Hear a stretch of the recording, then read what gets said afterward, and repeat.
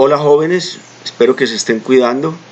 Seguimos con nuestro curso de penal especial y habíamos dejado pendiente un tema que hace relación al derecho procedimental de la ley 906 del 2004, y ese tema hace relación a la solicitud que hace la Fiscalía ante el juez de control de garantías para que se dicte por parte del juez una medida de aseguramiento. Es el momento procesal dentro de esta audiencia preliminar en el que la Fiscalía deberá sacar su arsenal probatorio para que pueda, lograr ante el juez obtener lo pretendido. En ese caso, la solicitud que hace es de que la persona quede detenida. La Fiscalía la pide, debe sustentarla. Hay unos elementos que vamos a ver dentro del Código Procedimental, y la defensa también entonces podrá actuar argumentando elementos que pueda aportar, o argumentando que la Fiscalía no logró satisfacer la obligación que exige el ordenamiento jurídico, y que es lo que vamos a ver. Vamos a mirar primero el artículo 295 de la ley 906. Digamos que la libertad es la regla general. La excepción es coartar esa libertad. El artículo 295 dice: afirmación de la libertad. Las disposiciones de este código autorizan preventivamente la privación o restricción de la libertad del imputado. Estamos hablando que la persona fue imputada y luego de esa imputación inicia otra audiencia en la que se está solicitando entonces una medida de aseguramiento por parte de la Fiscalía. Dice: la libertad del imputado tiene carácter excepcional.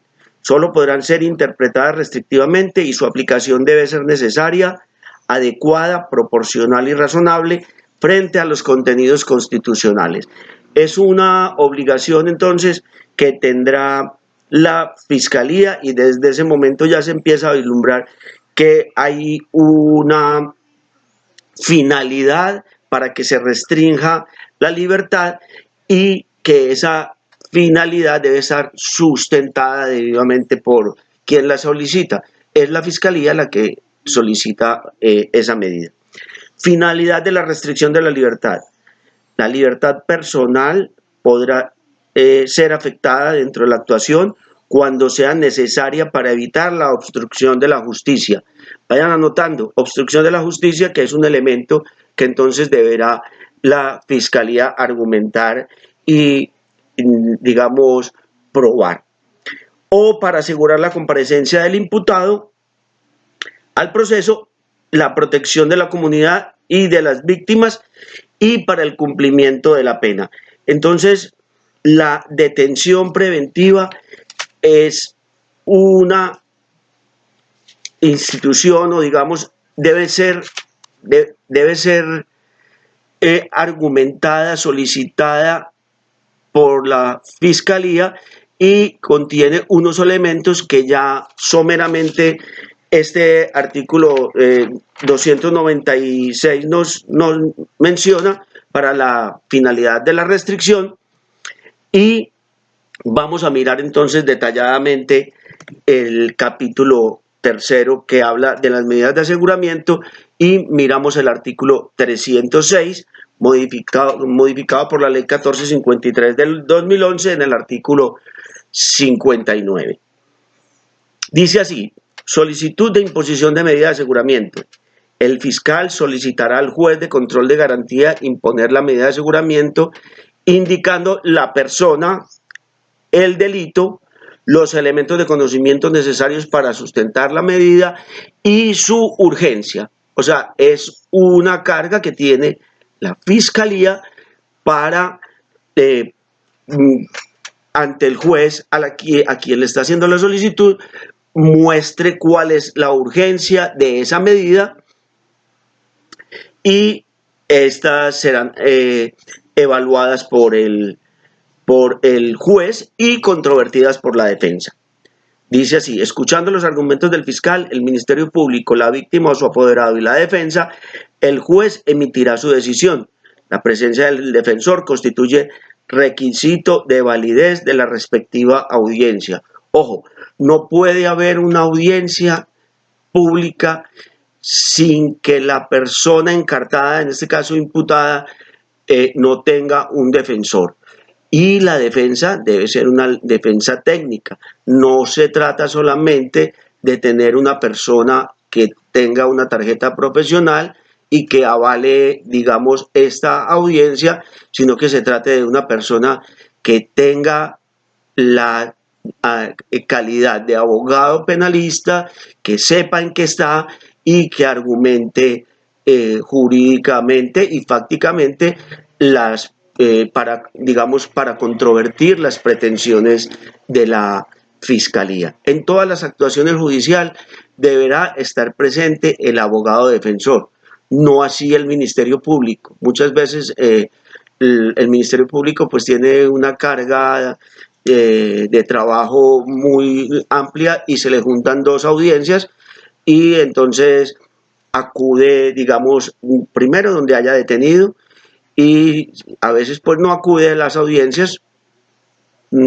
y digamos que el juez no tendrá por qué suspender la audiencia, ni eso se considera que sea una causal de nulidad.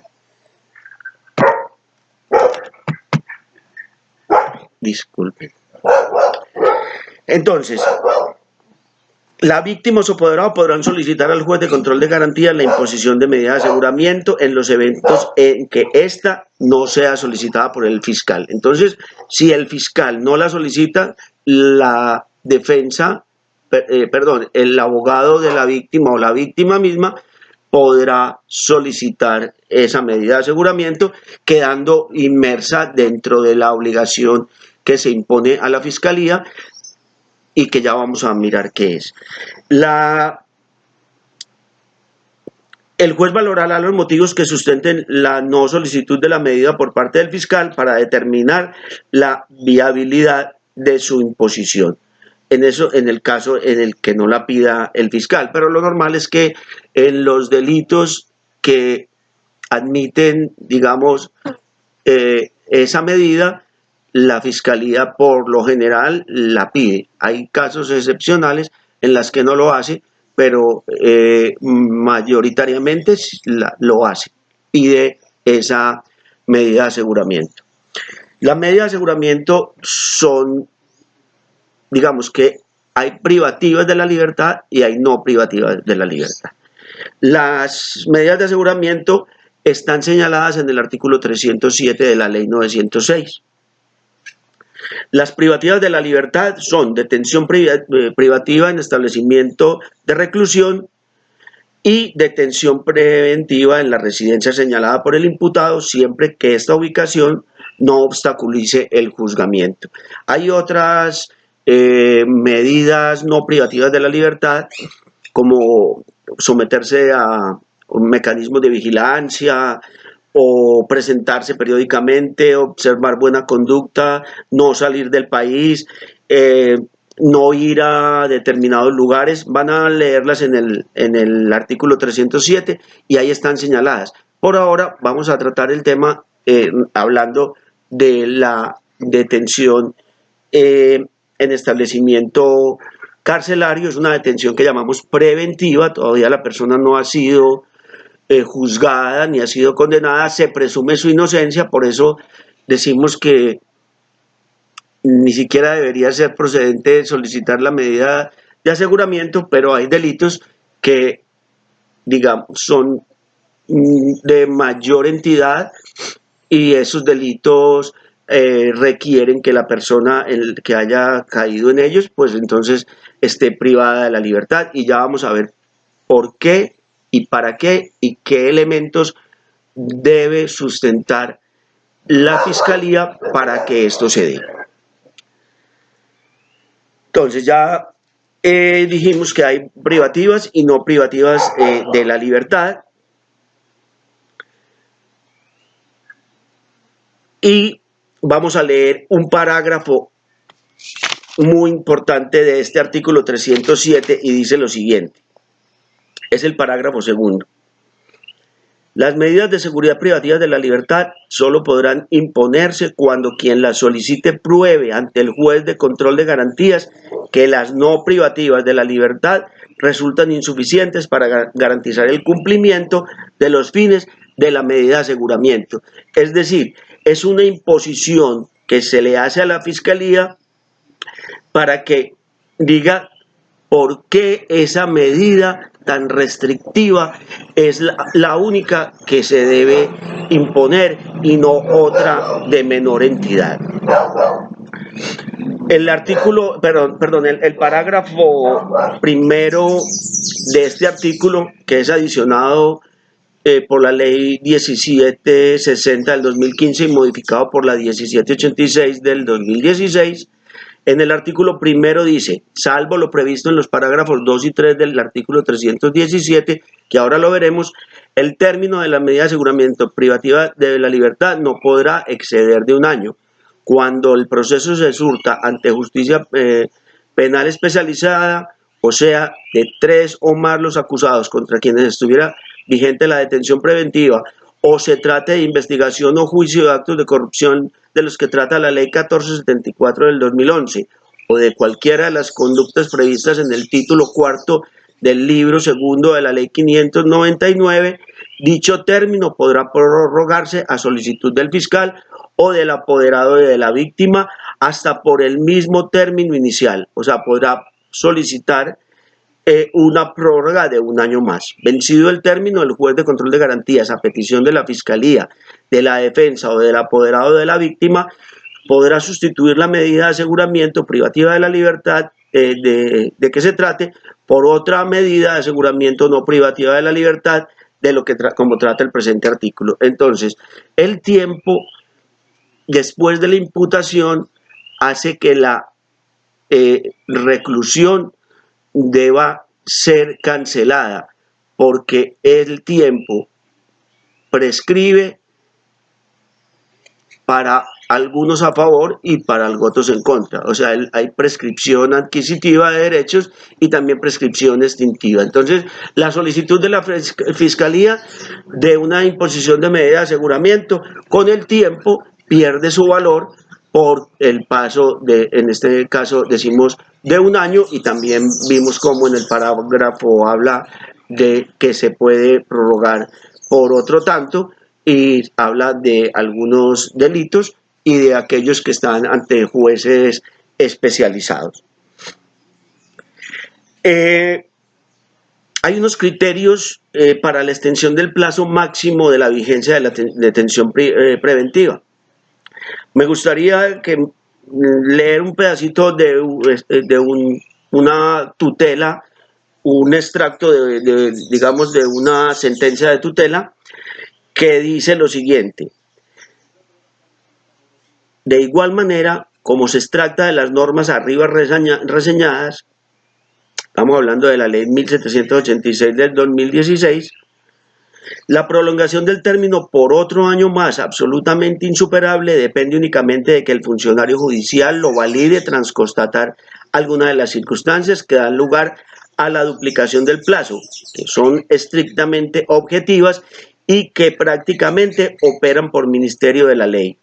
Mas tal validación en asuntos gobernados por la ley 906 del 2004 no puede ser decretada mutuo propio por el juez de control de garantías, sino que debe proceder a petición de parte. Entonces, si vencido el plazo, la Fiscalía pide una prórroga y logra sustentar con elementos objetivos la necesidad de que detención persista, entonces el juez podrá concederla, pero no podrá concederla de manera oficiosa.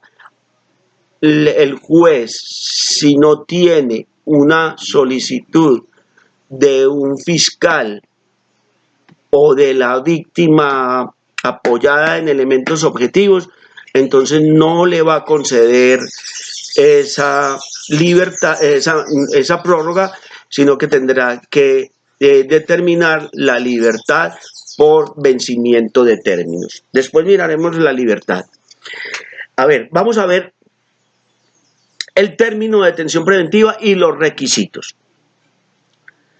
Dice así, el artículo 307A, adicionado por la ley 1908 del 2018, en el artículo 23, señala lo siguiente: término de la detención preventiva.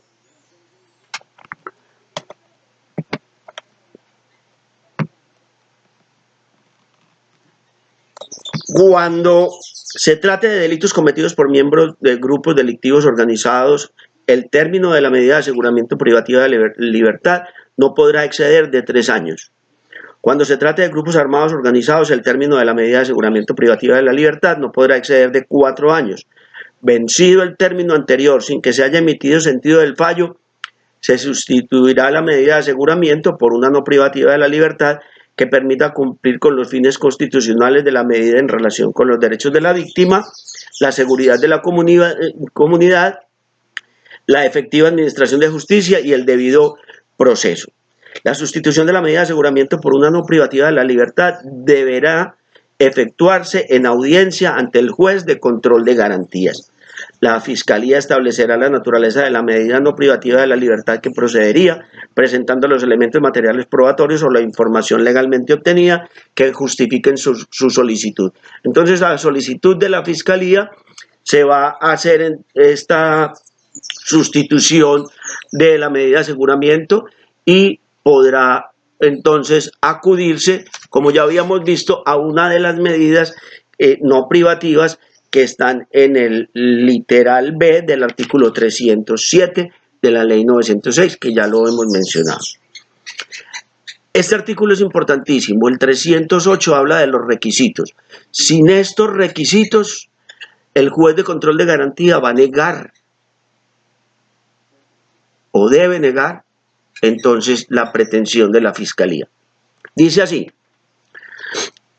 artículo 308, requisitos. El juez de control de garantías, a petición de la Fiscalía General de la Nación o de su delegado, ya sabemos que pues, el fiscal general de la Nación ni siquiera lleva procesos, pero hay delegados para cada, digamos, título, tipo de delito. Los delitos, por ejemplo, contra la vida, tienen un fiscal que lo llama entonces la unidad de vida. Los delitos sexuales, los delitos de tipo económico, los delitos contra la administración pública, y son diferentes unidades que son delegados por son representantes del fiscal general de la Nación, y vemos también que hay dentro de ellos una jerarquía. Los fiscales pueden ser especializados, los fiscales pueden ser seccionales, los fiscales pueden ser locales, y de ese nombre depende las funciones o los tipos de delitos que investigan y persiguen.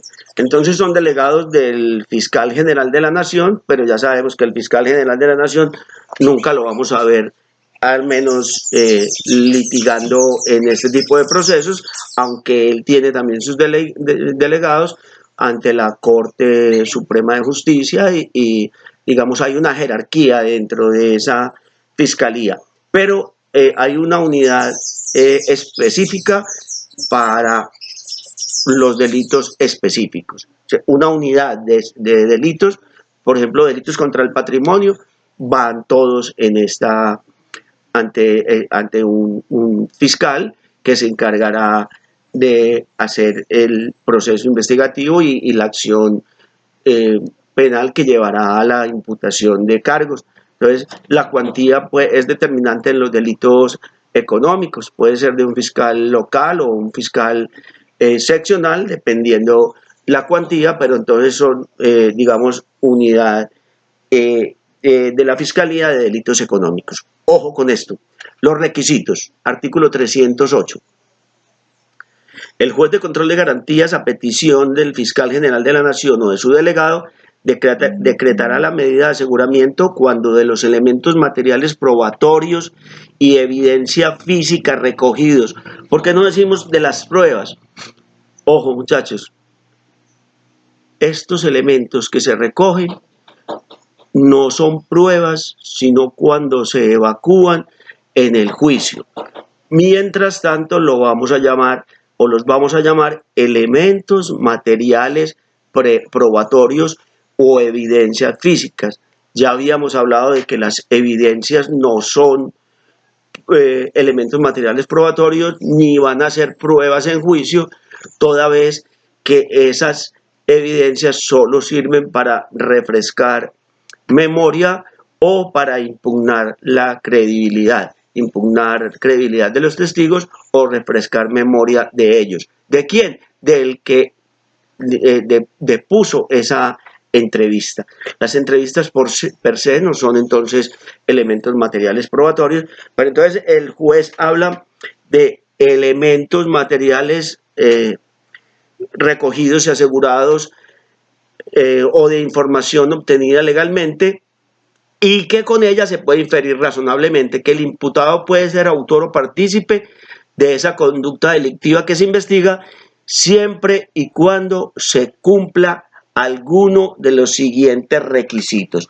Ojo, los requisitos que vamos a leer no son concurrentes, es decir, el legislador no está exigiéndole a el fiscal que pruebe que todos estos requisitos que vamos a ver se den. Con uno solo que se dé, atendiendo también a la calidad de la conducta delictiva, entonces el juez va a tomar la decisión de internarlo en un centro de reclusión, digamos, de una prisión, si se encuentra que se da alguno de estos elementos. No son concurrentes con uno de ellos que se dé. Dice así: cuando se cumplan alguno de los siguientes requisitos, que la medida de aseguramiento se muestre como necesaria para evitar que el imputado obstruya el debido ejercicio de la justicia. Como el mismo código nos va a explicar eso ahorita, entonces no voy derecho y enseguida miramos uno por uno.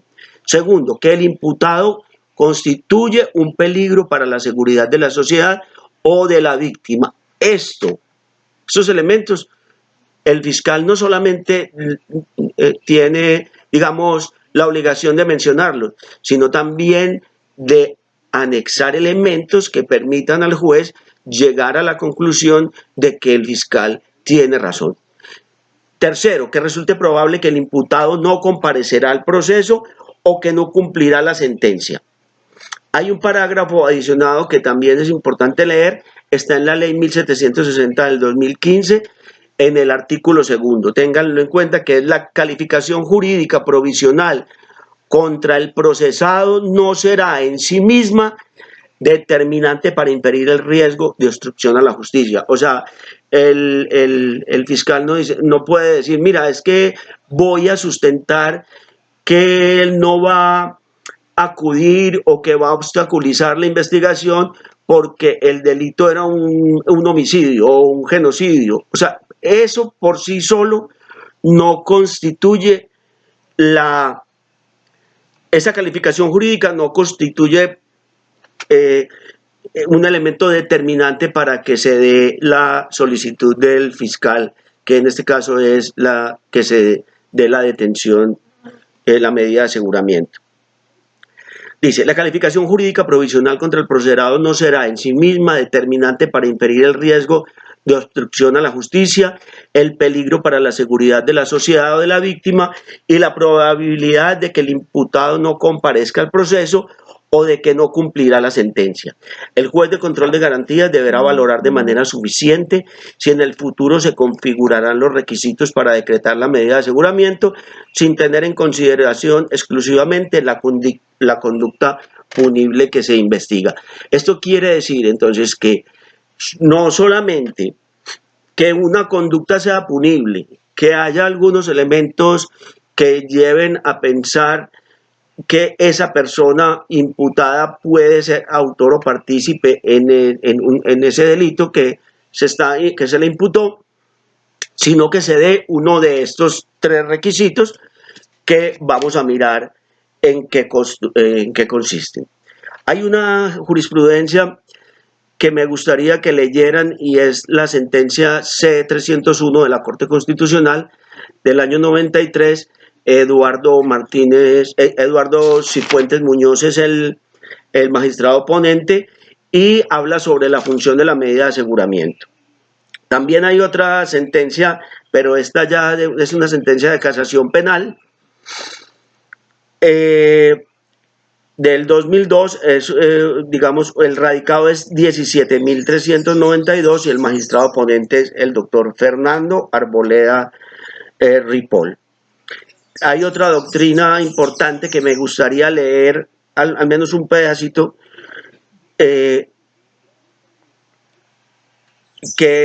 es de Miguel Ángel Pedraza Jaimes, sobre la detención preventiva. Es un libro de ediciones jurídicas Andrés Morales del 2008 y dice así: de manera general, el legislador procesal del 2004 estableció la existencia de tres requisitos a partir de los cuales se torna viable la imposición de la detención preventiva, al lado de la crítica exigencia referente a la autoría o la participación de lo imputado en el hecho investigado. O sea, fuera de que la persona pueda ser autor o partícipe, que se pueda inferir eso, entonces hay tres requisitos.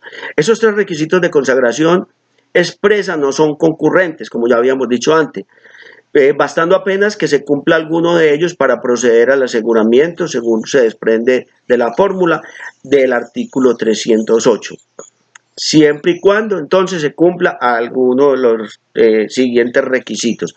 Vamos a mirar: obstrucción a la justicia, es el artículo 309, y dice así: se entenderá que la imposición de la medida de aseguramiento es indispensable para evitar la obstrucción de la justicia cuando existan motivos graves y fundados que permitan inferir que el imputado podrá destruir, modificar, dirigir, impedir, ocultar o falsificar elementos de prueba, o se considere que inducirá a coimputados, testigos, peritos o terceros para que informen falsamente o se comporten de manera desleal o reticente, o cuando impida o dificulte la realización de las diligencias o la labor de los funcionarios y demás intervinientes en la actuación. Suele ocurrir que con posterioridad a la captura los teléfonos empiezan a sonar. La Fiscalía por lo general ha hecho una solicitud previa para que se intercepte algunos teléfonos. Y supongamos que la persona imputada tuvo la oportunidad de llamar desde un centro de reclusión a la oficina a decir que destruyan el archivo, a llamar a su casa a decir que guarden unos elementos en otra casa, la habla en clave. Entonces la Fiscalía tiene esos elementos, se los presenta al juez y el juez va a entender que no solamente se cometió un ilícito, sino que hay elementos que permiten vislumbrar que puede haber una obstrucción de la justicia. Es probatorio. No basta solamente hablar entonces de la peligrosidad del sujeto, de lo vergonzante del delito, sino que tendrá que tener uno de estos elementos. El primero entonces lo vimos en el artículo 309, obstrucción de la justicia, y el artículo 310, que fue modificado por la ley 1760 del 2015 en el artículo tercero y que ya había sido modificado previamente por la 1453 del 2011, Dice así, para estimar, habla sobre el peligro para la comunidad. Para estimar si la libertad del imputado representa un peligro futuro para la seguridad de la comunidad, además de la gravedad y modalidad de la conducta punible y la pena imponible, el juez debe valorar las siguientes circunstancias. Primero, la continuación de la actividad delictiva o su probable vinculación con organizaciones criminales. Entonces es una carga probatoria de la Fiscalía. El número de delitos que se imputan y la naturaleza de los mismos. Tercero, el hecho de estar disfrutando un mecanismo sustitutivo de la pena privativa de la libertad por delito doloso o preterintencional. Ya sabemos que doloso hace relación a delitos en los que hubo una intención dirigida a la consumación de un daño, y el delito preterintencional hace relación a, digamos, un dolo seguido de culpa, el que quiere más y logra lo menos. Pero entonces, en este caso, también podría ser entendido como un elemento que nos hace pensar que esa persona es un peligro para la comunidad. La existencia de sentencias condenatorias vigentes por delito doloso o preterintencional. Ojo, las sentencias vigentes ejecutoriadas son lo que generan un antecedente penal. Una sentencia, si no está ejecutoriada, pues entonces todavía no es considerada como, no está en firme, entonces no puede ser considerada dentro de los antecedentes. Podría ser utilizada, ahorita miraremos cómo podrá la Fiscalía, digamos, con tres, no antecedentes, pero sí, digamos, tres detenciones que haya tenido una persona. Entonces dice, esta persona fue detenida por hurto, no fue acusada, no, fue detenida por esto y no, como era un delito querellable, entonces no hubo querella porque nadie vino a interponerla. Y cuando sume tres de esas, entonces el fiscal podrá mencionárselas al juez. No son antecedentes, no son sentencias ejecutoriadas, pero son elementos que pueden darle al juez la certeza de que esa persona puede ser un peligro para la comunidad. El hecho de estar disfrutando un mecanismo sustitutivo de la pena privativa de la libertad por delito doloso o preterintencional, la existencia de sentencia condenatoria vigente por delito doloso o preterintencional, cuando se utilicen armas de fuego o armas blancas, cuando el punible sea por abuso sexual con menor de 14 años y cuando hagan parte o pertenezcan a un grupo de delincuencia organizada.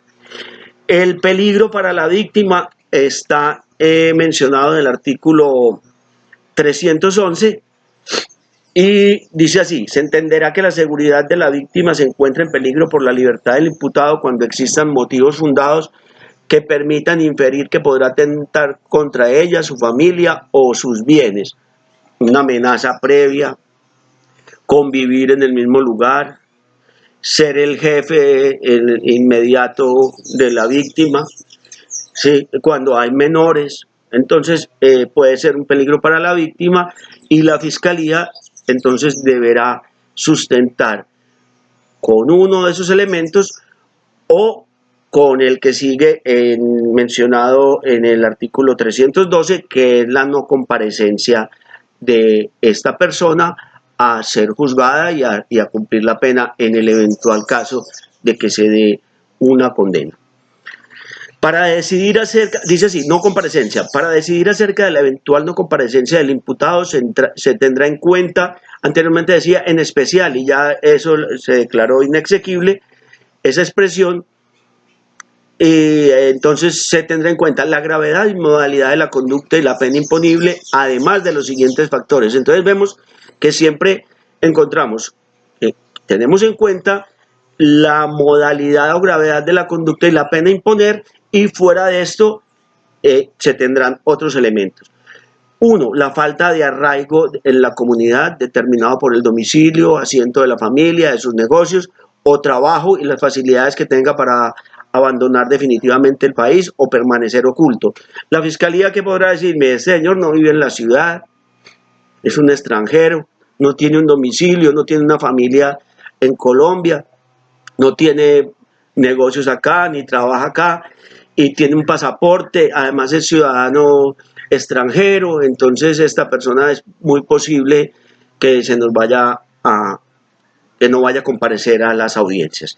Segundo, la gravedad del daño causado y la actitud que el imputado asuma frente a este. Entonces, muchas veces el juez, al ver que el imputado, digamos, se allanó, aceptó los cargos en la audiencia de imputación, diga, pues esta persona ya compareció, ya declaró, se declaró culpable y no es un elemento, entonces, no existen elementos que nos permitan decir que no va a comparecer al proceso. Entonces, también tendrá en cuenta la gravedad del daño. Y de pronto la indemnización que haya logrado a las víctimas. Tercero, el comportamiento del imputado durante el procedimiento o en otro anterior del que se puede inferir razonablemente su falta de voluntad para sujetarse a la investigación, a la persecución penal y al cumplimiento de la pena. Entonces es una carga probatoria de la Fiscalía para el fiscal que pretenda solicitar una medida de aseguramiento y que se la concedan. Entonces, no solamente determinar que esa conducta punible es, digamos, valorada negativamente en un alto grado, sino que va a haber una obstrucción a la justicia, un peligro para la comunidad o para la víctima, y que este sujeto no va a comparecer al proceso. Entonces vemos que hay unos requisitos en el artículo 308 y que son que la medida de aseguramiento se muestre como necesaria para evitar que el imputado obstruya el debido ejercicio de la justicia, que el imputado constituye un peligro para la seguridad de la sociedad de la víctima o de la víctima y que resulte probable que el imputado no comparecerá al proceso o no cumplirá la sentencia. Esto a más de que debe tenerse una inferencia razonable de que el imputado puede ser autor o partícipe de esa conducta.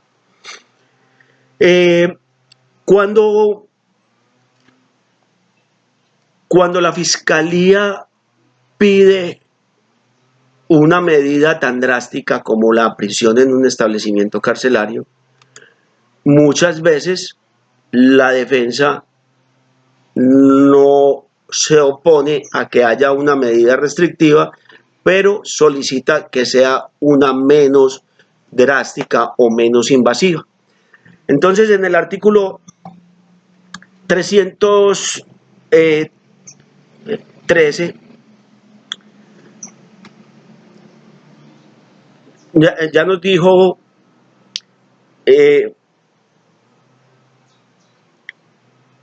ya nos dicen sobre la procedencia de la detención preventiva si se satisface los requisitos del artículo 308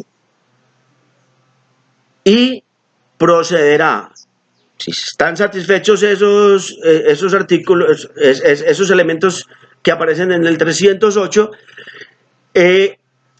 se podrá entonces enviar a un establecimiento carcelario al imputado en los delitos, primero, en los delitos de competencia de los jueces penales del circuito especializado.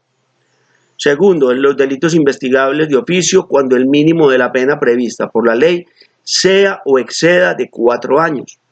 Tercero, en los delitos a que se refiere el título 8 del libro 2 del Código Penal, cuando estamos hablando del artículo 270 a 272, que hacen relación a los delitos contra los derechos de autor. Y cuarto, cuando la persona haya sido capturada por conducta constitutiva de delito o contravención dentro del lapso de los 3 años anteriores, contados a partir de la nueva captura o imputación, siempre que no se haya producido la preclusión o la absolución en el caso precedente. En el supuesto contemplado en el inciso anterior, se entenderá que la libertad del capturado representa peligro futuro para la sociedad en los términos del artículo 308 y en los términos del artículo 310, que nos habla precisamente del peligro para la comunidad. Quiero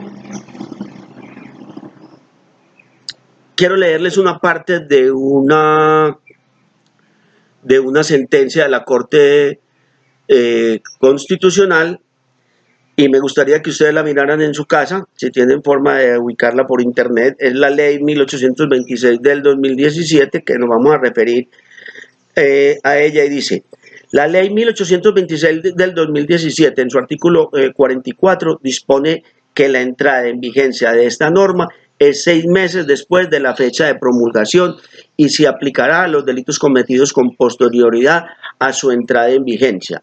Entonces, fue promulgada en el 2017, fue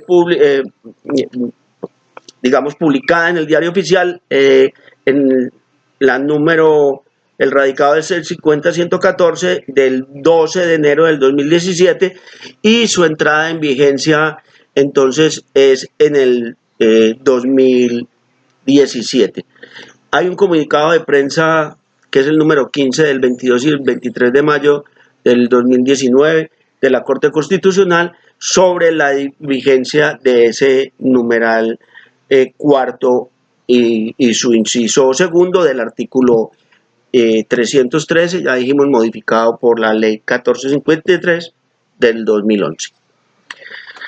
En el artículo 313A, adicionado por la ley 1908 del 2018, en el artículo 24, nos dice: criterios para determinar el peligro para la comunidad y el riesgo de no comparecencia en las investigaciones contra miembros de grupos delictivos organizados y grupos armados organizados. En las investigaciones contra miembros de grupos delictivos organizados y grupos armados organizados, para los efectos del artículo 296 de la ley 906 del 2004, constituirá criterio de peligro futuro y riesgo de no comparecencia cualquiera de los siguientes. Entonces ya nos está dando unos parámetros. Cuando el tiempo de existencia del grupo supere los 2 años. Entonces ya sabemos que hay un peligro para la comunidad. Es un grupo que lleva lleva 2 años o más, y eso es un elemento que puede hablar de la gravedad de la conducta. Segundo, la gravedad de la conducta delictiva asociada con el grupo, especialmente si se trata de delitos como el homicidio, secuestro, extorsión o el lavado de activos. Tercero, el uso de armas letales en su acción delictiva. Cuarto, cuando la zona territorial o el ámbito de influencia del grupo recaiga sobre cualquier zona del territorio o dentro de los territorios que conforman la cobertura geográfica de los programas de desarrollo con enfoque territorial. Quinto, cuando el número de miembros del grupo sea superior a 15. Sexto, haber sido capturado o imputado entre los 3 años anteriores por conducta constitutiva de delito doloso. Séptimo, cuando las víctimas sean defensores de derechos humanos o hagan parte de poblaciones con especial protección constitucional. Se pondrá especial énfasis en la protección de mujeres, niñas, niños y adolescentes quienes han sido afectados por las organizaciones criminales objeto de esta ley. Este enfoque tendrá en cuenta los riesgos especiales que enfrentan las mujeres contra su vida, la libertad, integridad y seguridad, y serán adecuadas a dichos riesgos. La utilización de menores de edad en la comisión de los delitos. Se tendrá en cuenta los contextos y las particularidades del territorio, incluidas las problemáticas y actores presentes en el que evidencia la amenaza, el riesgo y se presentes en la evidencia de riesgo, amenaza y vulnerabilidad. Décimo, se tendrán en cuenta los informes emitidos por la Defensoría del Pueblo. Entonces, vemos que hay una carga probatoria para la Fiscalía cuando se pone como fin o como meta lograr que una persona tenga una medida de aseguramiento. Entonces vemos que no solamente la gravedad de la conducta, sino que esos elementos que el artículo 308, no digamos todos, pero no deben ser no tienen que ser concurrentes, pero si se pueden probar dos, pues mejor, pero con uno de ellos que se logre probar, entonces la Fiscalía tendrá elementos para hacer esa solicitud. De resto, el juez no se la va a conceder porque hay unos preceptos normativos que lo obligan. Ya sabemos que el código adjetivo es de obligatorio cumplimiento y que los jueces en sus providencias están sometidos al imperio de la ley. Sobre todo cuando hablamos de la ley procedimental, que son normas de obligatorio cumplimiento. Hay unas medidas de aseguramiento que no son privativas de la libertad y están señaladas en la ley 1142 del 2007, en el artículo 28, que en este momento es el artículo 315 de la ley 906 del 2004. Dice así: medidas de aseguramiento no privativas de la libertad. Cuando se proceda por delitos cuya pena principal no sea la privativa de la libertad, porque puede ser una multa, ¿sí? O cuando se proceda por delitos querellables, o por delitos querellables, hay unos delitos que requieren querella, que requieren denuncia, que requieren que el afectado interponga frente al victimario una denuncia y promueva el proceso. Si en los delitos querellables el ofendido no acude a la autoridad, digamos en este caso a la Fiscalía, el juez o el fiscal no podrá hacer la persecución de manera oficiosa, o de todas maneras no habrá, digamos, audiencia. Si no está el interés de la persona perjudicada en los delitos querellables, no hay entonces proceso, ni siquiera imputación de cargos. Valga decir que los delitos querellables tienen un término de 6 meses para la prescripción de la acción penal. Dice así: delitos querellables, o cuando el mínimo de la pena señalada en la ley sea inferior a 4 años, satisfechos los requisitos del artículo 308, que ya vimos cuáles eran, se podrá imponer una o varias de las medidas señaladas en el 307, literal B, siempre que sean razonables y proporcionadas para el cumplimiento de las finalidades previstas. Ese es otro elemento que debe probar la Fiscalía. La proporcionalidad y la razonabilidad de una medida tan restrictiva como es la medida de aseguramiento en un centro carcelario, en establecimiento carcelario.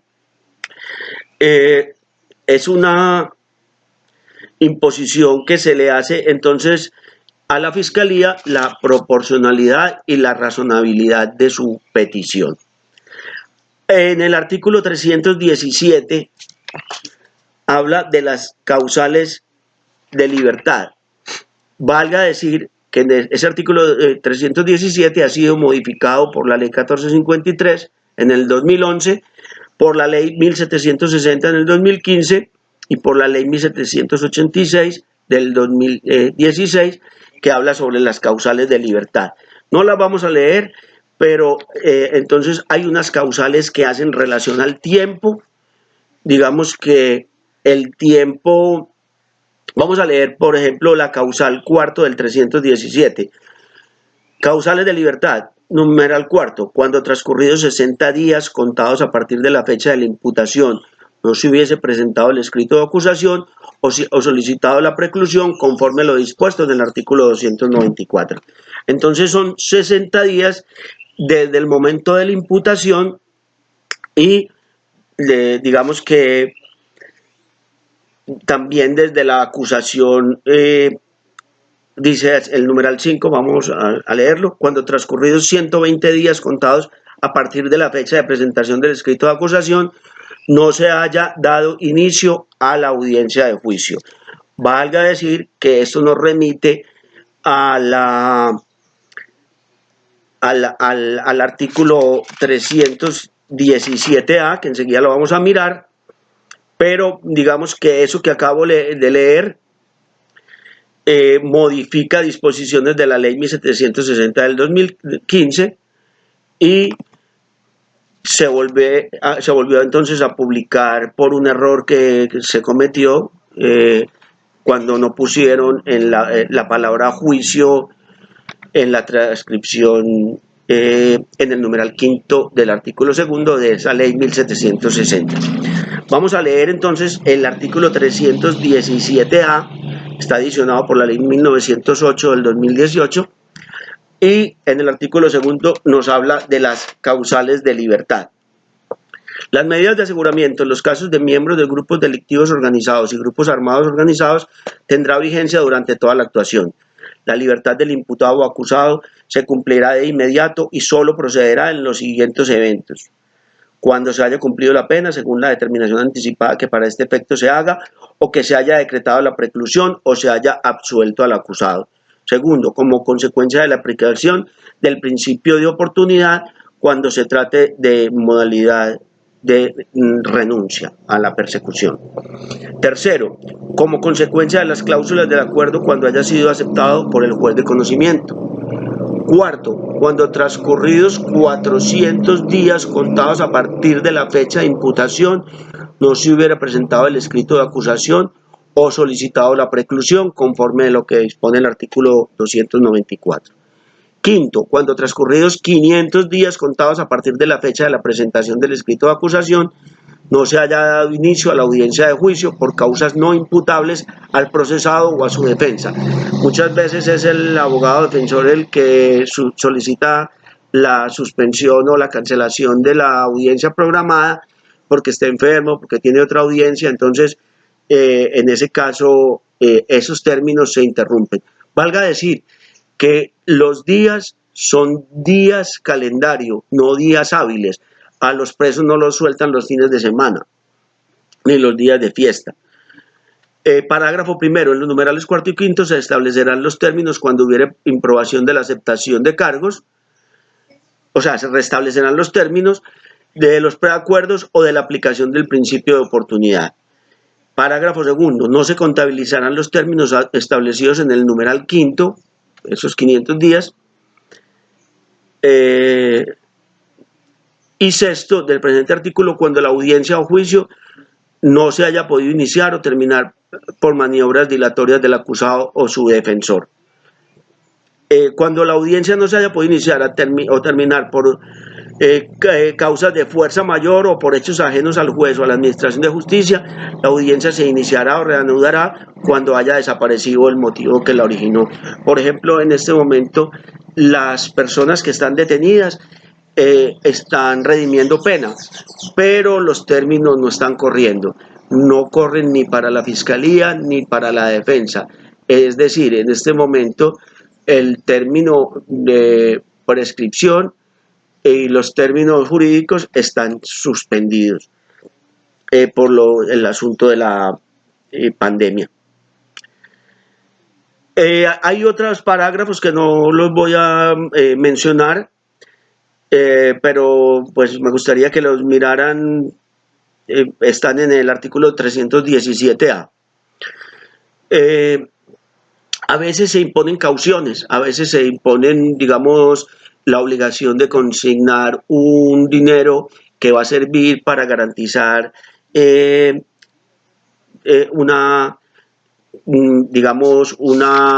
cumplimiento de unas obligaciones o una detención domiciliaria. El artículo 319 nos habla de la caución y el artículo 318 nos habla sobre la solicitud de revocatoria. Esta solicitud de revocatoria la puede hacer cualquiera de las partes ante un juez de control de garantía. No es el mismo que dictó la medida anteriormente, sino al que le corresponda, y presentando elementos materiales probatorios o información legalmente obtenidas que permitan inferir razonablemente que han desaparecido los requisitos del artículo 318. Ahí entre paréntesis contra esta decisión no procede recurso alguno. Valga decir que esa expresión fue declarada inexequible por la Corte Constitucional en la sentencia C-456 del 7 de junio del 2006, y el magistrado ponente, el doctor Alfredo Beltrán Sierra.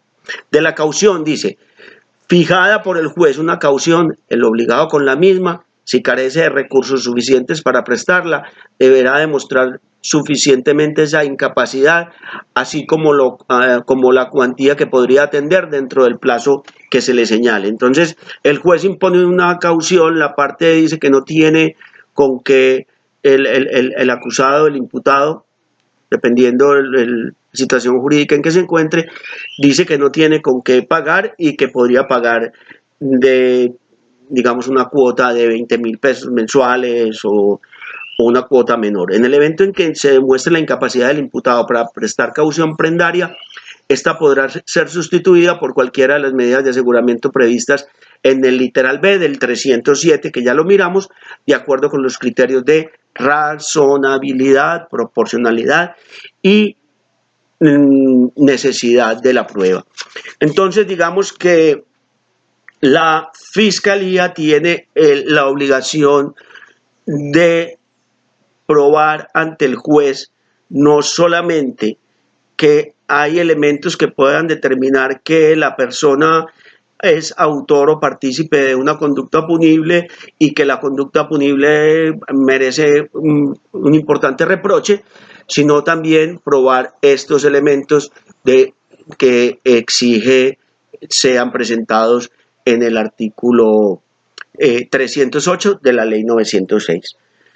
Espero que les haya servido, que les sirva, que lo hayan entendido y que en un momento dado pues puedan apoyarse en él para atender audiencias en las que se dé la solicitud de medida de aseguramiento. Entonces, la Fiscalía aprobar que es un peligro para la sociedad, que va a entorpecer el proceso, que es un peligro para la víctima, que no participará y no vendrá al proceso y a cumplir la pena, y la defensa entonces aprobar que tiene arraigo, que tiene su familia o que tiene una situación de enfermedad grave, y entonces va a aportar esos elementos, va a anexar los certificados del nacimiento de los hijos, va a aportar una cuenta de servicios y mostrar que sí tiene un arraigo, entonces que tiene un domicilio, el certificado de trabajo. Entonces en la empresa donde trabaja le van a decir que sí, que lleva tantos años allá, y todos esos elementos sirven entonces para demostrar que la persona tiene un arraigo. He visto casos en los que una persona rompe su pasaporte con la visa americana frente al juez porque el sustento principal de la Fiscalía es que no va a participar de las audiencias, digamos, no vendrá a hacerse parte en el proceso y a responder por sus actuaciones, y que tiene una visa americana y que entonces eso es un motivo. Y he visto personas que le dicen al juez: sí señor, yo voy a comparecer al proceso, eso no es una causal, yo soy una persona inocente y mire lo que voy a hacer, y rompen su pasaporte. Digamos que si el elemento que tenía la Fiscalía era que tenía visa, entonces ya desapareció ese elemento y podría dictarse una medida menos drástica o negarle las pretensiones a la Fiscalía. La Fiscalía debe sustentar eso y la defensa oponerse también con elementos materiales probatorios. Desde el mismo momento en que el abogado conoce a quien va a representar, debe hacerle preguntas relacionadas con su arraigo, con su calidad como persona, con su actividad profesional, si tiene hijos, con quién vive, si es padre cabeza de familia, si tiene una enfermedad previa que no pueda ser tratada en establecimiento carcelario. Entonces, en ese caso podría solicitarse de pronto una domiciliaria. Quiero que sepan que la detención domiciliaria a veces es negada por el mismo ordenamiento jurídico en la ley 599 en algún tipo de delitos. Pero eso cuando ya se dé una sentencia. En el caso en el que solamente hay imputación de cargos, digamos que todavía no hay una sentencia en firme y es procedente entonces dar o conceder la detención domiciliaria como sustitutiva de la solicitud que hace el fiscal de una detención intramural. Muchas gracias y cuídense mucho.